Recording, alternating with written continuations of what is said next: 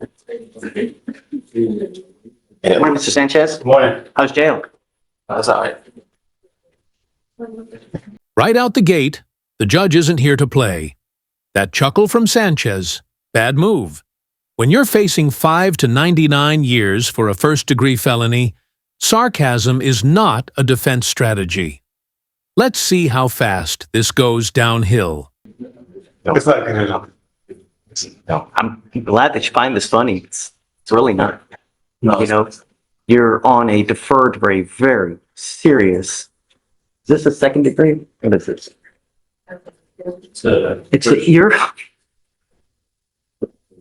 You're on deferred for a first degree felony where the minimum is 5 years to 99 years or life.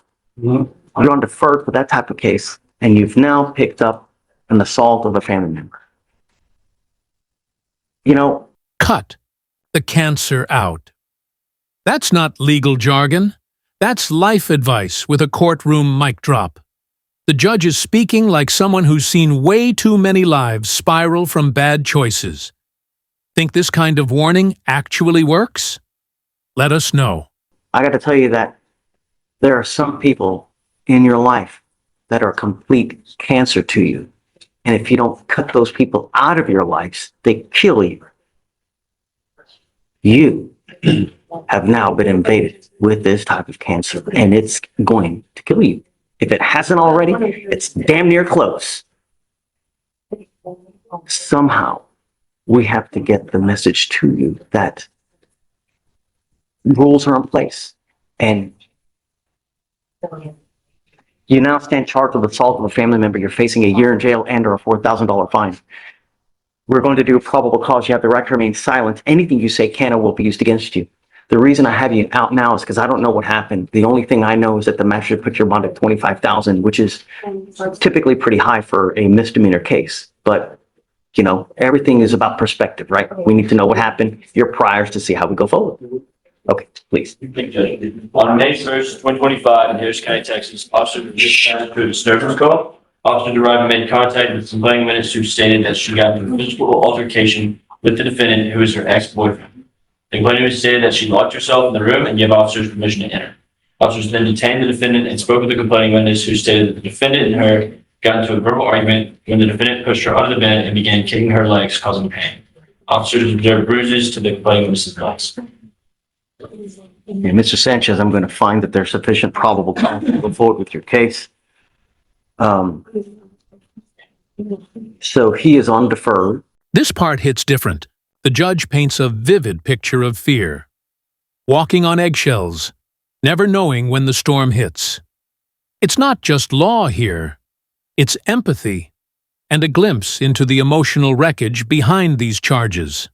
For a burglary case where the underlying facts are literally the exact same thing. You know what? I got to tell you, I've never been placed in this position, but I have to think that it really sucks to walk on eggshells. Have where you basically are in constant fear. What's going to happen to me today? Is he going to get upset? Is he going to go off on me today? Is something going to happen? Imagine. No one should have to live like that, Mr. Sanchez. It's just not fair. I'm ordering you not to have any contact with this person, not to be in possession of weapons, have a GPS monitor on your ankle so I know where you are. Case number 6. Same witness. Same pattern. At this point, even the defense sounds like they're reaching. This is where the court stops asking if it's a misunderstanding and starts protecting potential victims. At all times, you're not to go within 1,000 feet of where she lives or where she works. The monitor is going to tell me exactly where you are at all times. I'm going to tell you now that your bond is at $25,000. If I find that you break any of these conditions, I'm going to make your bond so high you'll have hairs off your beard falling out. Do you understand? Yes, Your Honor. You're not to consume alcohol, illegal drugs, or use anything in an intoxicating manner. What's your position on the bond reduction? Judge, the state's going to be opposed. This is the Thank you, Judge. Because of the fact that the defense currently refers the underlying complaining witness being the same as in this case, this is also the sixth case, Your Honor, although three of those have been dismissed, where the underlying complaining witness is the exact same as this in this case. Did you want to say something? Judge, again, he's indigent. He doesn't have money to afford any type of bond. I believe, looking back in the records on the felony case originally, I think that complaining witness, the same complaining witness here, was saying that nothing happened. There was miscommunication. Somebody else called the cops. I don't know if they've contacted her on this particular case, but just as far as that's concerned, I know he is on the defer. But just to give you a little backstory, my understanding, he was. It was a no threatening or harassing behavior as part of the condition of the deferred.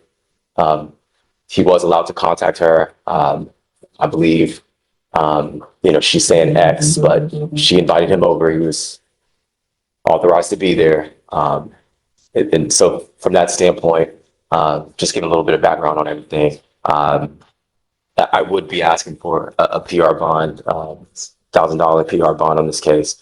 He does live in Cleveland, Texas. He has told me he will stay away from this individual. He's not working at the moment. He doesn't have any means manner to afford any other type of bail, Judge.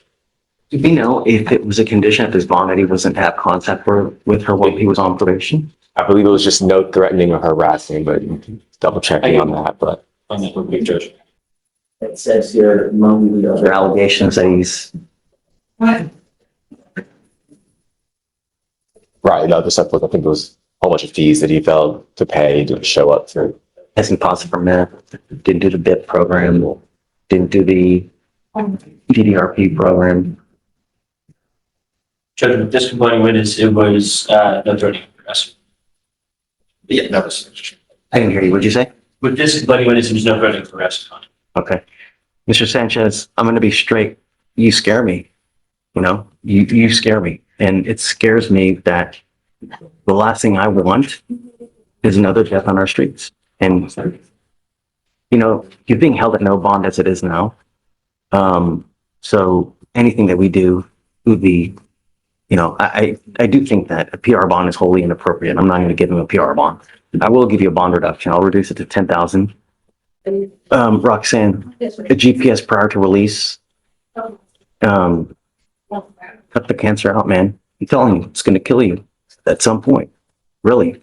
Just life is not worth sitting in a 6x9 box for the next 15 years where there's so much fun. I mean, the new Switch is coming out, man. I'm like to play for, But now, really, life's too short, man. Get it, Mr. Sanchez. Okay. All right. Thanks. Thank you, Your Honor. Yeah, you can sign.